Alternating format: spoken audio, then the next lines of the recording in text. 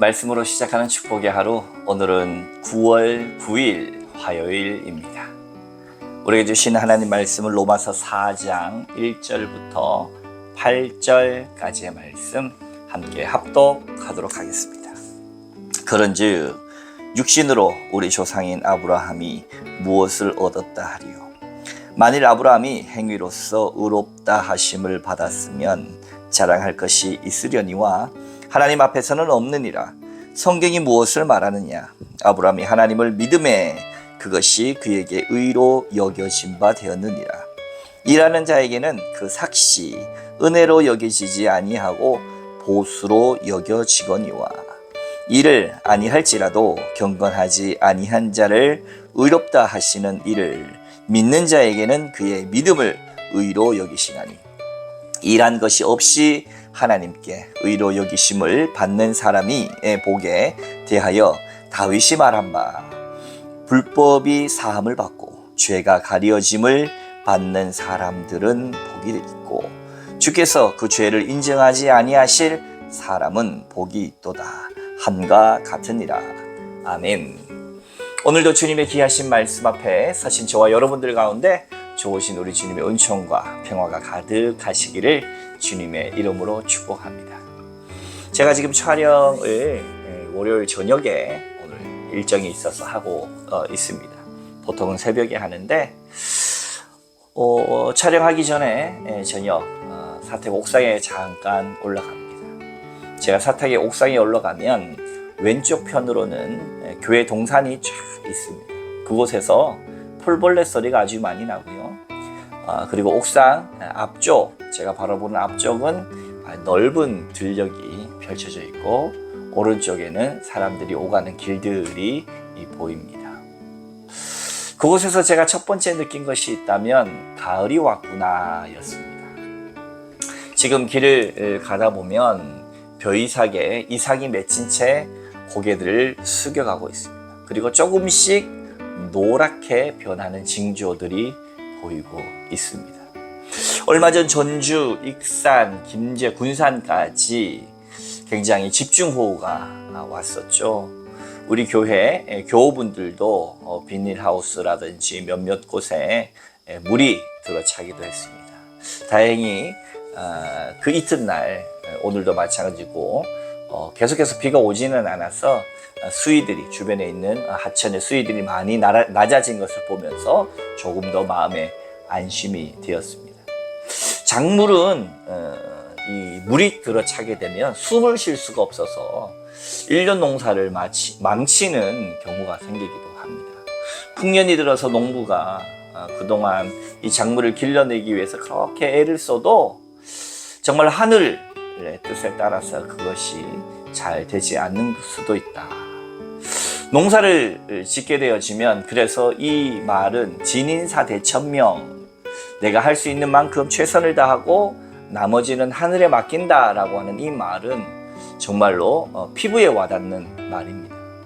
우리가 최선을 다해서 작물을 잘 기르기 위해서 최선을 다하지만 결국은 하늘이 도와야 되는 일이죠. 이것이 이 농업의 일만 그렇겠습니까? 그 외에도 정말로 임용을 준비하는 사람, 또 어떤 승진을 준비하는 사람, 또 어떤 일들을 준비하는 많은 사람들도 내가 최선을 다하지만 결국 그것을 결정하는 것은 하늘에 있다라고 하는 것을 부인할 수가 없습니다. 특별히 목사님들도 마찬가지입니다. 목사님들이 많이 기도하고 또 준비하지만 되어지는 것을 보면 인간의 뜻으로 되어지지 않습니다.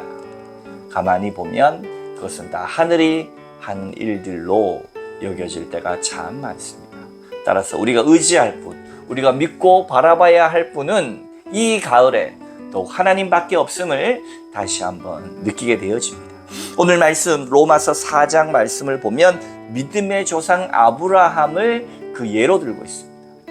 여러분, 아브라함은 이 이스라엘 선택받은 족속의 믿음의 아버지다 이렇게 일컬어지고 있죠. 어째서 이 아브라함이 믿음의 조상이 될 수 있었던가? 많은 사람들은 이 유대인의 뿌리, 선택받은 민족의 뿌리를 아브라함으로 치면서 그가 어찌 보면 행한 할례, 몸의 표징을 통해서 그 유대인의 확실한 증표가 쭉 이어졌다라고 알고 또 생각하고 있습니다. 그러면서 아브라함이 받은 그 할례에 대해서 굉장한 자부심과 존경을 표하기도 합니다. 그러나 오늘 성경은 무엇이라고 이야기하고 있습니까? 2절 이하를 함께 봉독해 봅니다. 만일 아브라함이 행위로서 의롭다 하심을 받았으면 자랑할 것이 있으려니와 하나님 앞에서는 없느니라. 여기서 말하는 행위라고 하는 것은 다른 것보다가도 이 믿음의 징표인 할례를 우리가 생각해 볼 수 있겠죠.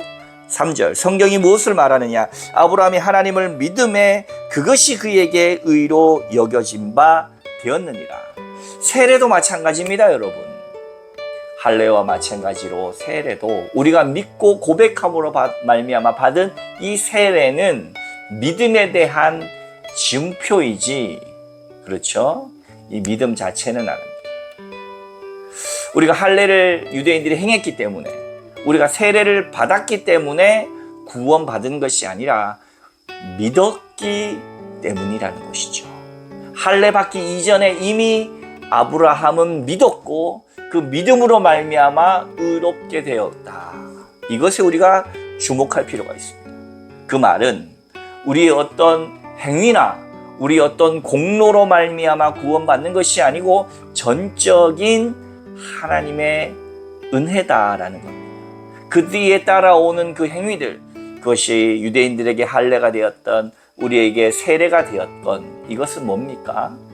믿음에 대한 고백인 것이죠. 우리의 행위는 우리의 행위로 말미암아 구원받는 것이 아니라 믿은 것에 대한 증표입니다. 두 개 다 중요합니다. 믿었으면 당연히 행위로 드러나는 것이 마땅합니다. 그러나 명확하게 말하면 우리의 행위가 우리를 구원하는 것은 아니다. 따라서 우리가 믿고 구원받은 이 모든 것은 은혜다라고 하는 사실입니다. 우리가 너무나 잘 알고 있는 말씀이지 않습니까? 그러나 오늘 다시 한번 이 말씀을 통해서 우리가 다짐해 볼 것은 무엇이겠습니까? 나는 과연 믿는 사람인가? 라고 하는 것입니다. 오늘날은 우리의 믿음이라고 하는 것이 너무 값싼 은혜가 되었죠. 우리 디트리히 본헤퍼라고 하는 목사님이 값싼 은혜를 우리에게 이야기했습니다. 그냥 믿으면 천국 가는 거. 난 믿었기 때문에 더 이상 문제가 없다. 이것은 참 믿는 자의 태도가 아닙니다. 믿는 사람은 하나님이 살아계심을 지금도 나의 행위로 뭡니까?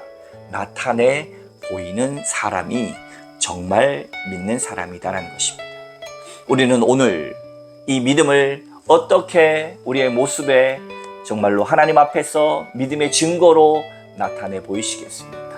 우리가 세상을 살다 보면 때로는 믿는 것이 정말로 우리의 삶의 행위로 드러나지 않을 때가 참 많습니다. 사랑하는 성도 여러분, 우리에게 값없이 주신 하나님의 놀라운 구원, 정말로 죽음 앞에 정말 유한한 한계가 많은 우리의 연약한 인간이지 않습니까? 제가 주일날도 설교했지만 암이 걸린다든지 갑작스러운 사고를 당한다든지 그러면 인간이 천하를 호령할 수 있을 것 같아도 마지막을 맞이하고 누구나 다 이 땅에 태어난 인간은 끝이 존재하기에 우리가 정말로 의지하고 믿고 바라고 소망할 분이 하나님 한 분밖에 없음을, 우리의 이 죽음의 문제 또한 해결하실 오직 유일한 분이 예수 그리스도 밖에 없음을 다시 한번 우리가 로마서 말씀을 통해서 증거받으며 우리의 소망이 이 땅 가운데 있지 않고 하늘나라에 있음을 다시 한번 확인하는 시간 되기를 주님의 이름으로 축복합니다.